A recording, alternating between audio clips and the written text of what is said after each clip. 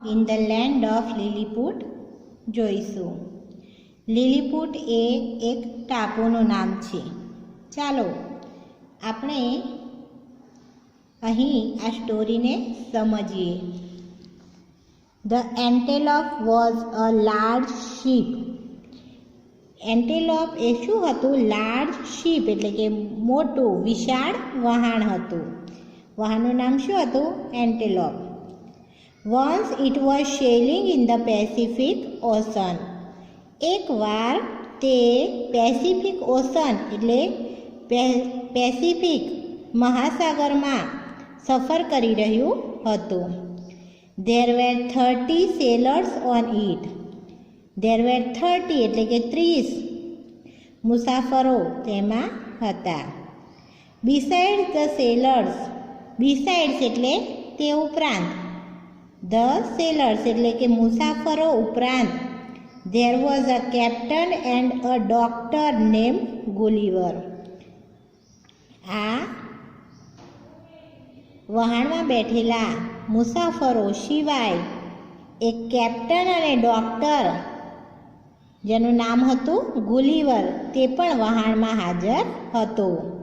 Beside the sailors મુસાફરો ઉપરાંત there were a captain and a doctor named ગુલિવર.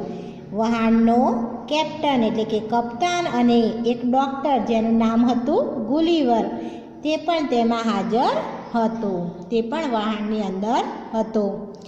In the beginning શરૂઆતમાં the selling was smooth. The selling was smooth. Selling એટલે કે સફર કેવી? Smooth એટલે શાંત હતી. અહીં શાંત. તો ધ સેલિંગ વોઝ સ્મૂથ. સફર શાંત હતી, આરામદાયક હતી.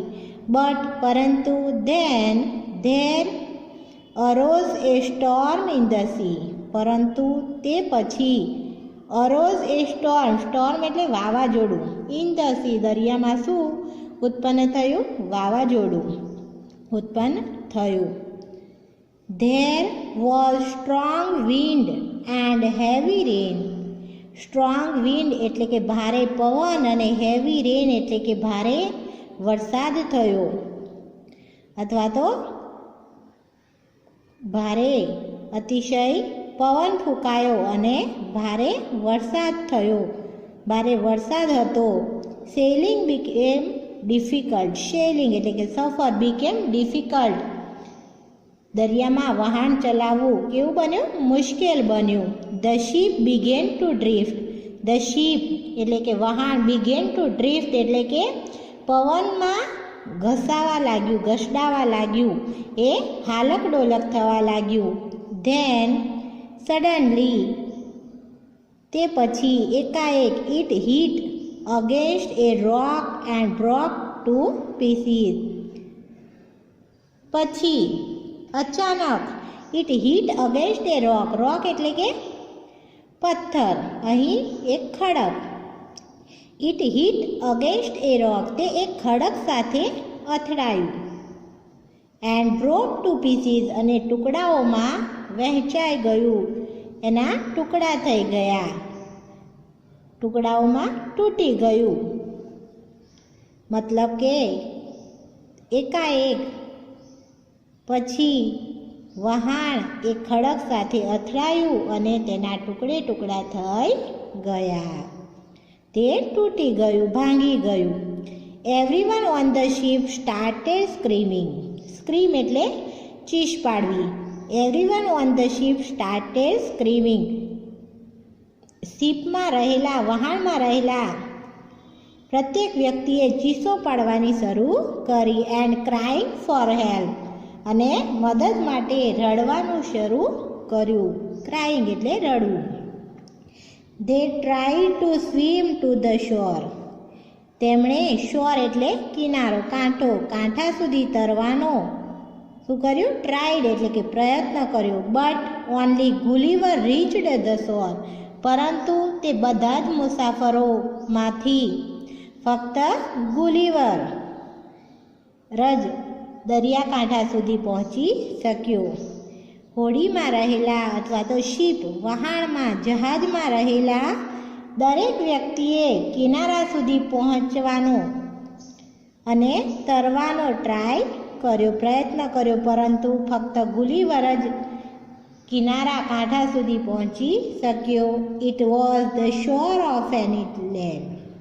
અને તે જે કિનારે પહોંચ્યો તે શેનો કાંઠો હતો? કિનારો હતો ઇસલેન્ડ એટલે કે ટાપુનો.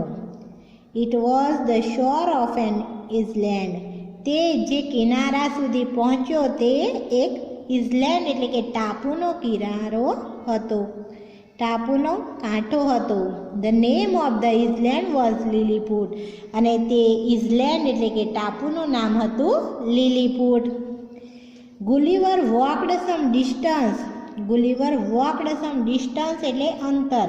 તો ગુલિવર થોડુંક અંતર ચાલ્યો, થોડેક સુધી ચાલ્યો. પરંતુ હી વોઝ વેરી ટાયર્ડ. પરંતુ તે ઘણો ટાયર્ડ એટલે કે થાકેલો હતો. He fell asleep on the grass. તે ગ્રાસ એટલે ઘાસ, તે ઘાસ ઉપર ગાઢ નિંદ્રામાં સૂઈ ગયો, ગાઢ ઊંઘમાં સૂઈ ગયો. He woke up the next morning. He woke up એટલે જાગ્યો, નેક્સ્ટ મોર્નિંગ એટલે બીજી સવારે તે જાગ્યો અથવા તો ઉઠ્યો. And try to get up. અને ગેટ અપ એટલે કે ઉઠવાનો પ્રયત્ન કર્યો. પરંતુ getting up was not possible. પરંતુ ઉઠવું એ શક્ય હતું નહીં. પોસિબલ એટલે શક્ય, નોટ પોસિબલ. તેના માટે ઉઠવું એ શક્ય હતું નહીં. હિઝ હેન્ડ્સ એન્ડ લેગ્સ વેર ટાઈડ. તેના હેન્ડ્સ એટલે કે હાથ અને લેગ્સ એટલે કે પગ વેર ટાઈડ. તેના હાથ અને પગ બાંધેલા હતા. Gulliver felt something walking on his body. ગુલિવરે અનુભવ્યું something walking on his body. તેના શરીર પર કંઈક ચાલતું હતું. It was a tiny man. તે કોણ હતું? એક ટાઇની એટલે કે નાનો માણસ હતો. It was a tiny man. તે એક નાનો માણસ હતો. Only 15 centimetres tall. ફક્ત 15 સેન્ટીમીટર ઊંચો. સૂન એકાએક there were several men on his body. Soon થોડી વારમાં તેની બોડી ઉપર, તેના શરીર પર કેટલાક માણસો દેખાયા. કેટલાક માણસ થોડી જ વારમાં તેના શરીર પર ઘણા બધા માણસો, થોડાક વધારે માણસો, એક હતો એની જગ્યાએ થોડાક વધારે માણસો દેખાયા. They were all very tiny. They were all very tiny. તે બધા જ પણ ઘણા નાના હતા. There were lots of other tiny people on the ground. તો ગ્રાઉન્ડ એટલે કે મેદાન પર બીજા ઘણા બધા આવા ટાઇની એટલે કે નાના લોકો હતા. ધેર વેર લોટ્સ ઓફ એટલે પુષ્કળ, અધર ટાઇની પીપલ બીજા લોકો, ઓન ધ ગ્રાઉન્ડ એટલે કે જમીન પર, મેદાન પર બીજા ઘણા બધા નાના લોકો હતા. Some had bows and arrows in their hands. Bow એટલે ધનુષ અને એરો એટલે તીર. સમ હેડ કેટલાકની પાસે ધનુષ અને તીર તેમના હાથમાં હતા. ઇન ધેર હેન્ડ્સ એટલે કે તેમના હાથમાં ધનુષ અને તીર હતા. Gulliver was both hungry and thirsty. Gulliver hungry એટલે કે ભૂખ્યો, થ્રસ્ટી એટલે કે તરસ્યો, અને બોથ એટલે બંને. ગુલિવર ભૂખ્યો અને તરસ્યો બંને હતો. How can I talk to these people except through gestures. Gestures એટલે ઈશારા, હાવભાવ, સંકેત. How can I talk to these people except through gestures. તે વિચારે છે કે હું ઈશારા વગર કેવી રીતે આ લોકો સાથે વાત કરી શકું. હી થોટ તેણે વિચાર્યું. So he made signs for eating and drinking. તેણે હી મેડ સાઇન એટલે સૂચના, હી ઈશારા, ફોર ઇટિંગ એન્ડ ડ્રિંકિંગ તેથી તેણે ઇટિંગ એટલે કે ખાવા માટે અને ડ્રિંકિંગ એટલે પીવા માટેના ઈશારા કર્યા. લકીલી સદનસીબે the tiny people understood his science. તેના સદનસીબે નાના લોકોને તેના ઈશારા સમજાઈ ગયા. And brought small basket of food અને તે સ્મોલ એટલે નાના બાસ્કેટ ભરીને ઓફ ફૂડ એટલે કે ખોરાકના નાના બાસ્કેટ ભરીને લઈ આવ્યા. બ્રિંગનું ભૂતકાળનું રૂપ છે બ્રોટ એટલે તે લાવ્યા. ટાઇની પીપલને આ ગુલીવરના ઈશારા સમજાઈ ગયા અને તેઓ તેના માટે તેના ખોરાક માટે ખોરાકના બાસ્કેટ ભરીને નાના બાસ્કેટ ભરીને લઈ આવ્યા. They also brought tiny barrels of water. તેઓ ટાઇની બેરલ્સ ઓફ વોટર એટલે કે પાણીના નાના પીપ પણ તેઓ લઈ આવ્યા. ટાઇની પીપલ શું લાવ્યા તો કે નાના ખોરાકના બાસ્કેટ એટલે ટોપલા અથવા તો આપણી થેલી, આપણે એને થેલી પણ કહી શકીએ, અને બાસ્કેટ એટલે ટોપલા ભરીને ખાવાનું લાવ્યા ને નાના પીપ ભરીને પાણી લાવ્યા. Gulliver ate all the food and drank all the water. ગુલીવરે બધું જ ખાધું અને બધું જ પાણી પી લીધું. Drank all the water. Gulliver એ બધું જ ખાવાનું ખાઈ ગયો અને બધું જ પાણી પણ પી ગયો.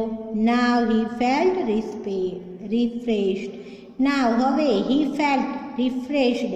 હવે તેને તાજગી અનુભવાતી હતી. ફેલ્ટ એટલે અનુભવવું, ફીલનું ભૂતકાળ ફેલ્ટ. હવે તે તાજગી અનુભવી રહ્યો હતો અથવા તો હવે તેણે તાજગી અનુભવી. Walking will do me some good. He thought તેણે વિચાર્યું. Walking will do me some good. થોડુંક ચાલીશ તો મને સારું લાગશે, મને સારું થશે. Walking will do me some good. ચાલવાથી મને કંઈક સારું લાગશે. પરંતુ I can not get up. પરંતુ હું ઉઠી શકતો નથી. I can not get up. હું ઉઠી શકતો નથી. એન્ડ અને so walking is not possible. અને તેથી ચાલવું એ શક્ય છે. Some tiny men went to the king of Lilliput. Some tiny men went એટલે ગયા, to the king of Lilliput. કેટલાક નાના માણસો એ લીલીપુટના રાજા પાસે ગયા. એન્ડ અને told him about Gulliver. About એટલે વિશે, અને તેમના રાજાને તેમણે ગુલીવર વિશે કહ્યું. How big is he. How big is he. તે કેવો મોટો છે. The king asked. રાજાએ પૂછ્યું. તે કેટલો મોટો છે તેવું કોણે પૂછ્યું? રાજાએ પૂછ્યું. King asked.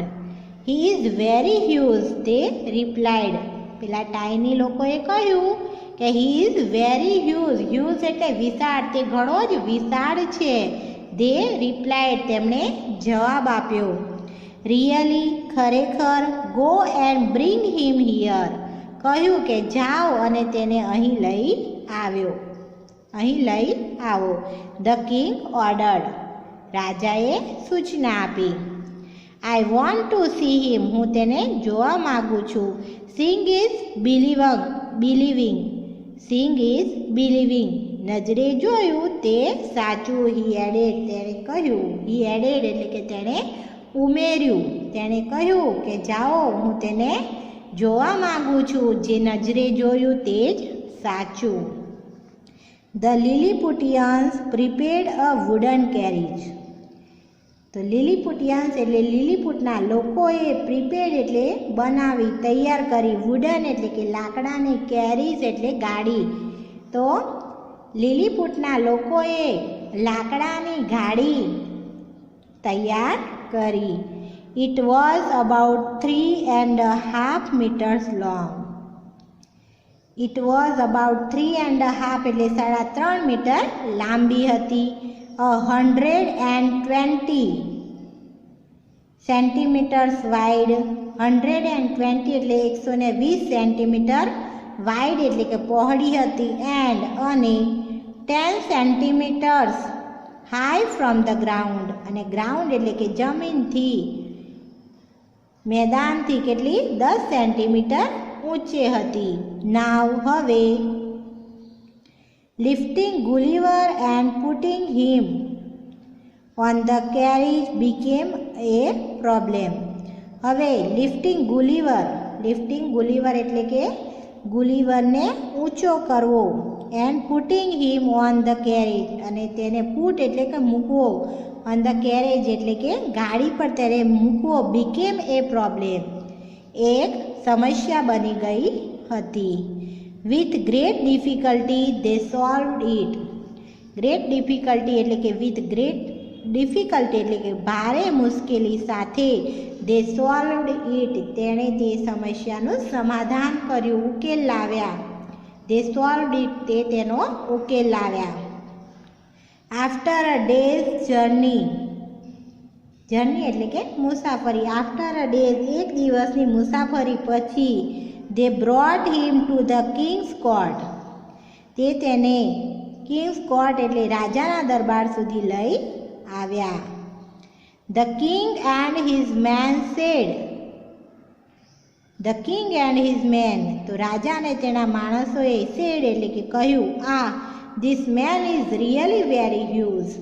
આ માણસ ખરેખર ઘણો જ વિશાળ છે. He is as big as a mountain. તે માઉન્ટેન એટલે કે પર્વત જેટલો, બિગ એટલે કે મોટો છે. દે વેર અફ્રેડ ઓફ હિમ, તેઓ તેનાથી ડરવા લાગ્યા. અફ્રેડ ઓફ થી ડરવું, ભયભીત થવું, બીવું. દે વેર અફ્રેડ ઓફ હિમ, તે તેનાથી ડરવા લાગ્યા. બટ પરંતુ Gulliver greeted the king and promised to be their friends. પરંતુ ગુલિવર ગ્રીટેડ ધ કિંગ, ગુલિવરે રાજાને આવકાર્યા. એન્ડ અને પ્રોમિસ્ડ, વચન આપ્યું. ટુ બી ધેર ફ્રેન્ડ, તેમનો મિત્ર બનીને રહેવાનું વચન આપ્યું. ધ કિંગ વોઝ પ્લીડ, રાજા ખુશ થયો. એન્ડ અને સેટ હિમ ફ્રી, ગુલિવરને તેણે ફ્રી એટલે કે મુક્ત કર્યો, બંધનમાંથી મુક્ત કર્યો. Gulliver lived on the island happily for a long time. તો ગુલિવર ત્યાં લોંગ ટાઈમ એટલે કે લાંબા સમય સુધી આ ટાપુ પર ખુશીથી રહ્યો.